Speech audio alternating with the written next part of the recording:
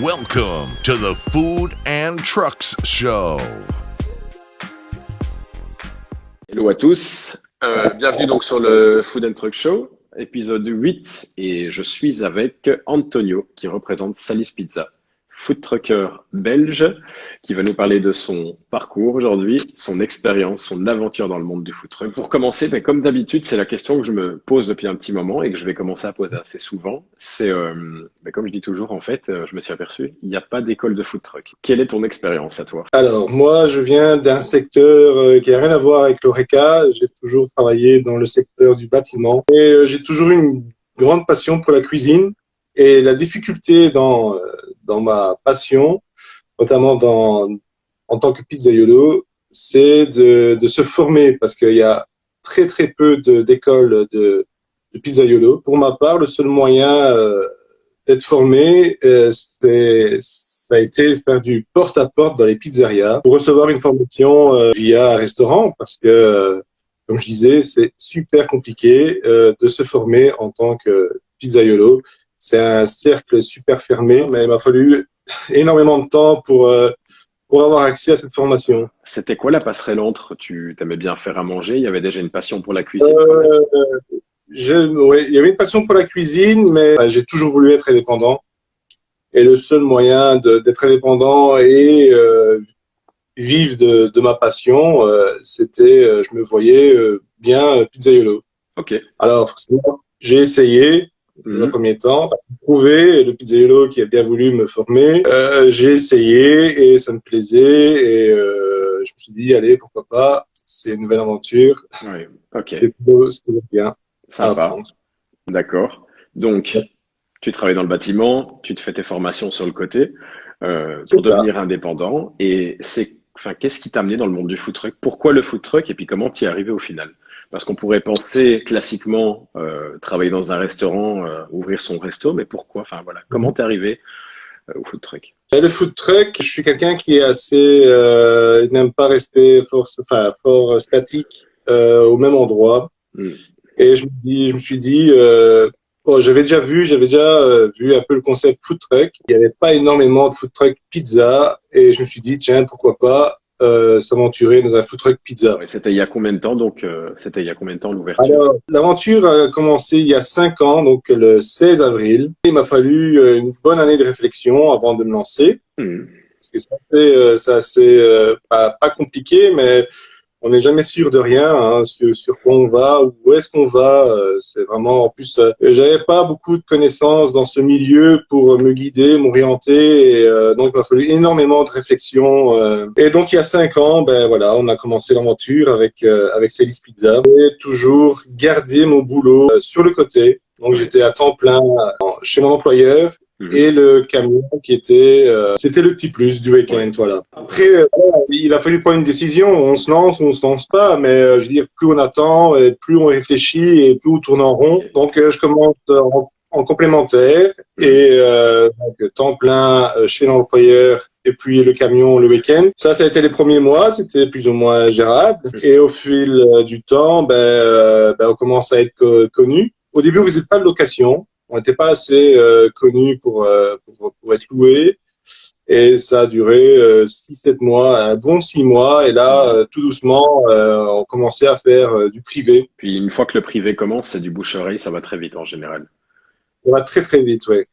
Un client satisfait en parle à 12, en général, c'est la règle. Un événement en emportait un autre. Donc, on faisait un événement et en général, on était loué pour un convive qui était présent et voilà. Sally's Pizza alors, tu nous le présentes le concept? C'est une pizzeria mobile et alors on fonctionne vraiment comme une pizzeria fixe. On propose 25 sortes de pizza. De ça, on fait quand même quelques trucs, des pâtes, des lasagnes. On rejoint un peu la cuisine italienne, mais quand même assez basique parce que voilà, ça reste un camion. Et je peux pas proposer des produits un peu plus sophistiqués. Ça reste quand même la place est limitée et il faut quand même se concentrer dans l'élément essentiel qui est la pizza.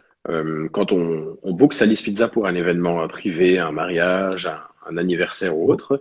Du coup, vous savez varier un petit peu la carte. Il n'y a pas juste des pizzas pour ceux qui veulent un petit peu plus, qui veulent des pâtes ou autre. Vous avez une carte quand même un peu plus C'est ouverte. ça. Donc, à la base, on propose la formule pizza à volonté.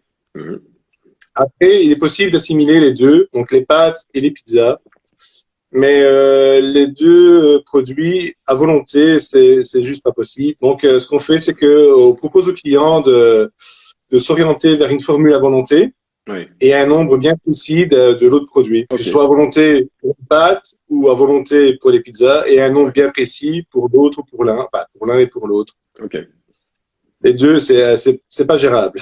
Non, non, mais ça, d'ailleurs, ça me fait sourire parce que, alors, il faut que je remonte loin dans ma mémoire. Je ne sais pas si tu te rappelles, à Bruxelles, enfin en Belgique, il y avait une chaîne de pizza très connue à l'époque.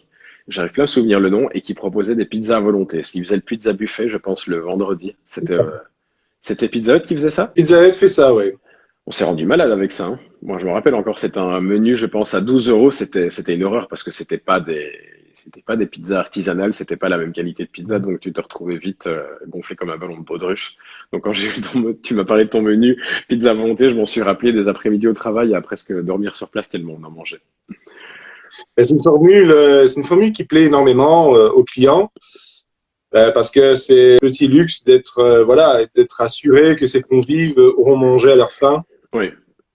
Ouais. Et en plus de ça, ils peuvent choisir 6 sortes de pizza parmi mes 25 Il y sortes. a Christophe du Vagabond qui pose une petite question par rapport au modèle de truck que vous avez. Alors, c'est un Renault Master. C'est un moite de 3 tonnes et demie. Très sympa d'ailleurs, que j'ai trouvé très beau, qui donne très bien en photo. Ouais. Et vraiment sympa, assez surprenant d'ailleurs, avec une belle déco. Et du coup, il n'y a pas qu'un Renault Master, parce qu'il y a un deuxième concept. C'est un Renault Master aussi. Ok, bon, on a deux Renault Master du coup. Et pour en venir au deuxième concept, donc tu peux nous en parler? Alors, le deuxième food truck, c'est de la porchetta, qui est présenté sous forme de putsch. La putsch, c'est un pain typique des poules. On présente la porchetta fourrée dans la putsch avec 7 combinaisons différentes, différents légumes, différents fromages toscanes aussi. C'est accompagné de pommes de terre rissolées. Sûr que j'ai bien compris, il n'y a pas de viande dans ce sandwich, ce ne sont que des légumes? La porchetta. La porchetta, Ouais. ok, d'accord. Donc c'est une viande de porc? C'est un cochon de lait broché. C'est cuit à la broche pendant des longues heures. Oui, Il faut 7-8 heures pour cuire cette viande. oui, Et puis, elle est coupée en lamelles. d'accord. Et on vient fourrer le pain avec cette viande. Il va falloir que je fasse une chose, que j'évite ce genre d'interview sans avoir mangé, parce que là, je souffre. Ça a l'air super bon. Même en les postant, j'avais pas encore réalisé à quel point c'était élaboré. C'est sympa. C'est assez goûtu, pardon, et voilà, c'est assez différent. On peut retrouver des burgers, il y a des très bons burgers, il y a la pita, et là, on a vraiment voulu se diriger vers autre chose, sortir du lot et pouvoir proposer autre chose à la clientèle. Oui, ben, c'est bien, c'est très original. Vous êtes les seuls d'ailleurs à proposer ce produit chez nous, chez Food and Trucks. Et donc voilà, vous êtes notre camion étoile sur ce produit. D'ailleurs, je me demande si on ne devrait pas vous faire une catégorie spéciale. Ce serait pas mal. C'est bien. Ce serait bien. Tu me donnes une idée là. Et j'ai une personne qui demande d'ailleurs si vous venez sur Toin par hasard. Est-ce que je prononce bien Toin? Toi, c'est Ouais. bien ça. Ok, Oui, d'accord. on va occasionnellement sur Toin. Ouais. Très bien. Bah, pour en savoir plus de toute façon, comme je le répète à chaque fois, vous suivez Salis Pizza ou Antonio sur leur compte Instagram et puis toutes les infos sont données à chaque fois, voire sur Facebook aussi d'ailleurs. Vous détaillez ça plutôt bien. Chaque semaine, on a l'horaire des déplacements, donc c'est super clair. Les débuts, comment ça s'est passé? C'était combien de temps? Enfin, il y a le début qui a dû sûrement être pas toujours très simple. Faut trouver ses marques. Combien de temps vous avez mis pour trouver vos marques? Il a fallu quand même un certain temps parce que j'avais été formé en tant que pizzaiolo, mais je n'avais jamais travaillé dans une pizzeria. Donc moi, dès que j'ai débuté dans mon camion. Oui.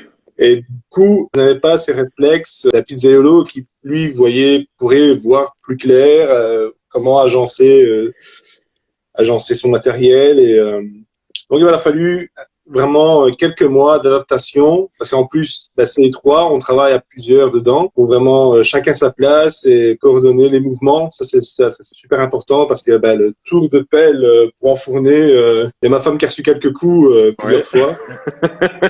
J'imagine.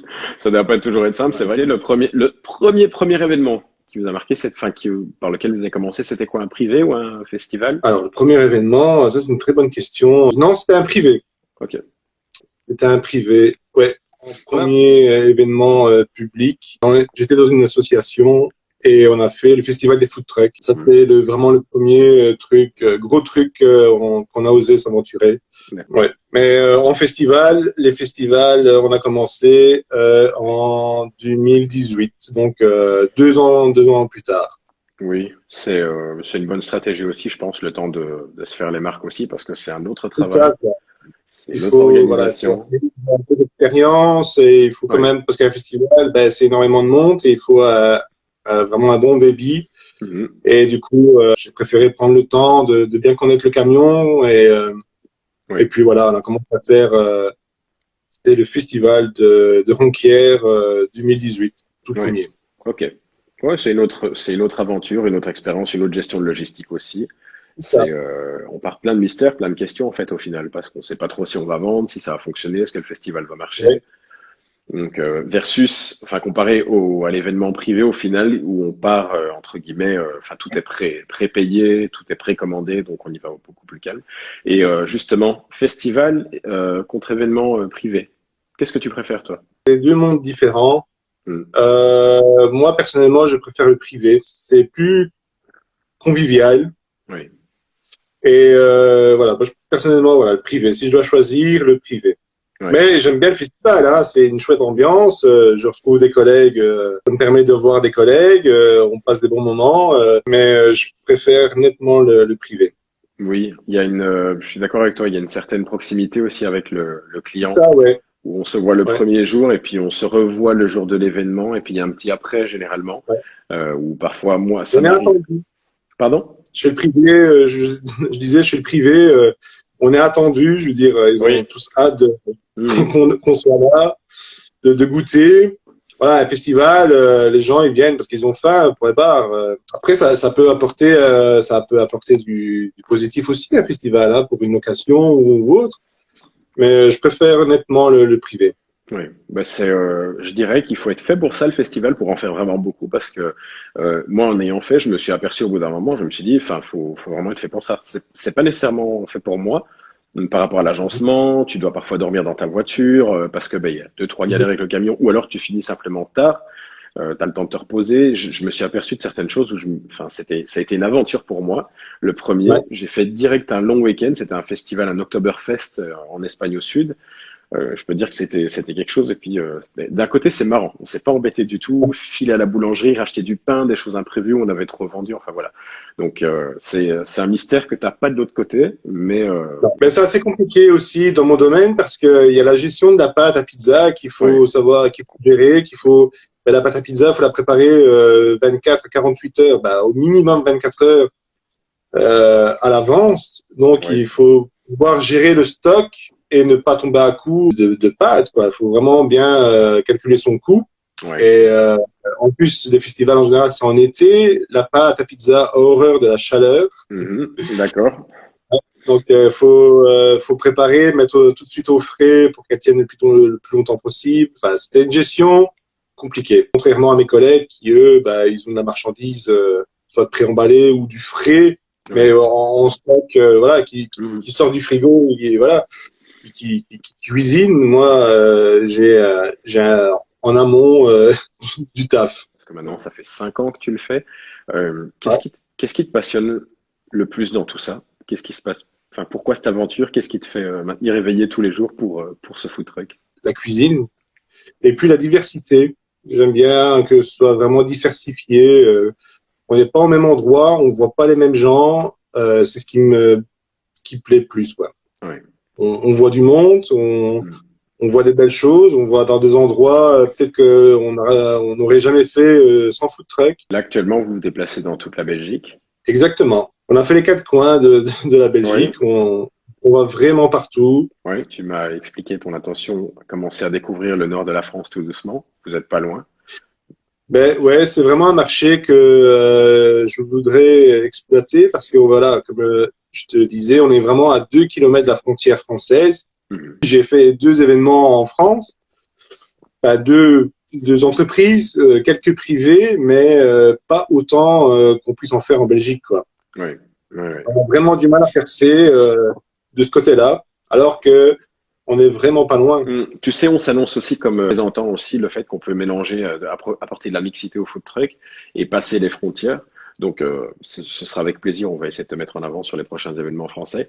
Il faut dire que là, sur les derniers mois, ben, la France a été beaucoup plus ralentie que la Belgique. Ça bouge quand même. On commence à sentir que ça bouge sacrément au niveau de la Belgique. Il faudra un petit peu plus de temps parce que, ben, comme je t'avais dit, on a beaucoup de dates, mais ça arrive tout doucement.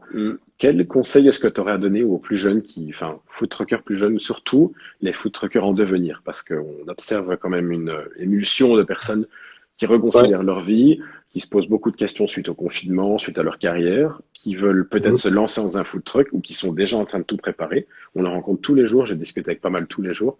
Quel conseil est-ce que tu aurais à leur donner? Moi, j'aurais envie de leur dire de pas foncer tête baissée, de bien réfléchir à leur concept, qu'ils aient un concept qui sort un peu de ce qu'on peut trouver actuellement, avoir de l'argent derrière avant de commencer et pas quitter un boulot pour faire ça directement. Parce que voilà, les temps pour tout le monde sont assez compliqués et à l'heure actuelle, dans l'ORECA, c'est marcher sur des œufs, quoi.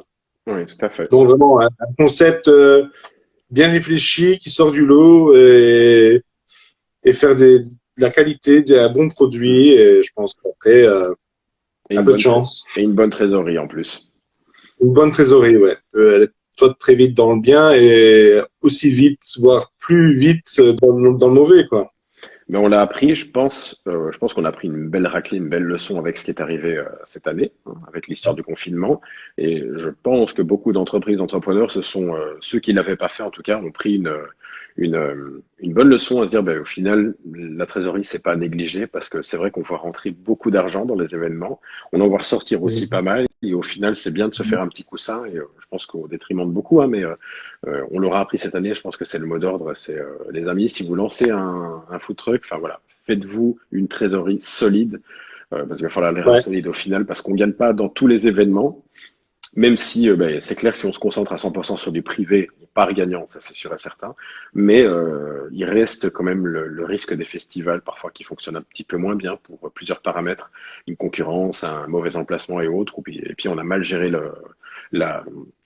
les commandes, on a mal géré la logistique, on peut se retrouver vite à avoir des petits trous dans la trésorerie. Donc voilà, faites-vous une bonne trésorerie, un produit qui fonctionne, qui se diffère et puis mûrissez le projet. Il y a le travail pendant, il y a le travail avant, il y a le travail après. Oui. C'est vraiment beaucoup de boulot. Il y a les préparations, il y a le travail en lui-même sur place. Et puis, il y a tout ce qui est nettoyage du camion qui prend aussi énormément de temps, quoi. Parce que je pense qu'il y a beaucoup de gens qui, voilà, sur un festival, ils voient une file d'1 kilomètre devant le camion, ils se disent que, voilà, on gagne beaucoup d'argent, mais il y a énormément de travail. Et puis, un endroit qui rapporte, peut-être qu'il y a 3 endroits qui rapportent rien du tout. Et du coup, l'un dans l'autre, c'est assez compliqué. Il faut vraiment savoir ce qu'on fait et surtout la qualité du produit et proposer vraiment la qualité. Pas négliger la qualité après 2 mois, une fois qu'on a une clientèle, parce que là, le client, il est pas bête, quoi. Il voit vite la différence entre le début. S'il remarque vraiment une baisse de qualité, ben c'est perdu, quoi. Est-ce que tu peux nous raconter une petite anecdote un peu spéciale qui a dû t'arriver? Parce qu'il nous arrive tous les jours des choses, mais dans le food truck, c'est particulier. Donc, est-ce que tu as une petite anecdote à nous raconter? J'en ai que je peux pas raconter en live. D'accord. Il y en a des sympas. En général, sur les événements privés, il y a une troisième mi-temps. Oui. Et on s'est déjà fait embarquer dans une farandelle en disant justement au revoir aux clients. Et on est resté là quelques heures de plus à faire la fête avec eux. Ok. C'était très sympa. Et C'est ça le côté privé. Tout va bien. Et vous avez pu ramener le camion malgré tout?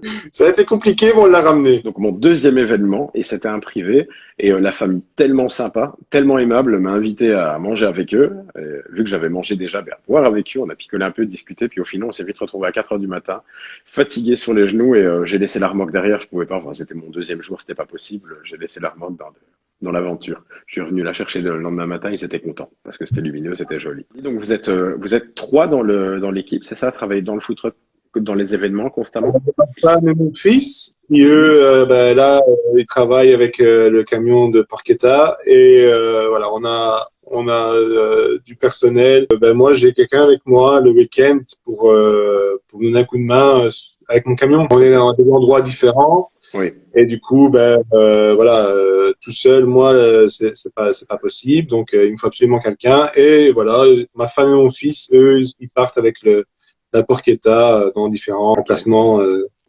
qu'on a dû dénicher en catastrophe parce que le deuxième camion n'était pas prévu pour faire des emplacements fixes. Il était prévu pour faire tout ce qui est privé et festival. On voulait vraiment se concentrer et faire un maximum de festivals sur une année. Mhm. Et du coup, comme on a été le chercher pendant le confinement, on a dû trouver un plan B. Et, on a dû faire des demandes sur des places publiques pour pouvoir s'y installer et voilà, essayer de sauver les meubles, quoi. Merci Anthony, en tout cas, merci pour ce partage d'informations. Merci pour l'invitation. Merci de l'avoir accepté parce que c'est pas toujours facile faire ce genre d'exercice. Et avant de se quitter, je voudrais quand même qu'on récapitule où est-ce qu'on peut donc vous trouver. Il y a 2 camions, Salis Pizza, ouais. Porchetta. Où est-ce qu'on peut vous trouver? Alors, le Salis Pizza, le jeudi, on est sur la place de Ouéry. Alors, Ouéry, ça se situe à Dour. Alors, le vendredi, on est sur la place d'Autrage. Alors, Autrage, c'est la région de Saint-Guilain. Le samedi, on est dans les Honnelles. Ça, c'est les Hauts-Pays. Le dimanche, à Tulin. C'est juste à côté de Dour. Mhm. Et le lundi, on est à Casteau. C'est dans la région de Mons. On travaille pour un hôtel. Alors, la Porchetta, lui, c'est le vendredi à Ouéry et le samedi, Autrage. Les horaires sont de 18 à 21 heures et plus si affinité. Et pour tous ceux qui veulent donc réserver leur événement, vous privatiser. Donc rendez-vous sur votre page Salis Pizza, disponible sur Instagram, Facebook, et vous avez un site web aussi. On a un site web aussi, www.salispizza.com. De jolis camions. On vous souhaite en tout cas tout le meilleur du monde, que dès que cette reprise ce soit florissant pour vous. Et encore très content de vous compter parmi nous dans la famille Food and Trucks. Et je pense que si Morgane pouvait crier à travers, elle dirait pareil, qu'elle est fan aussi du concept. Merci Antonio. Merci à toi. Et à très bientôt alors. Plaisir de te retrouver très bientôt. On fera notre petite annonce concernant le nouveau concept auquel tu participeras. Parfait, super. Je te dis à bientôt alors. Parfait, carrément. Merci. Salut. Et merci à tous. Au revoir.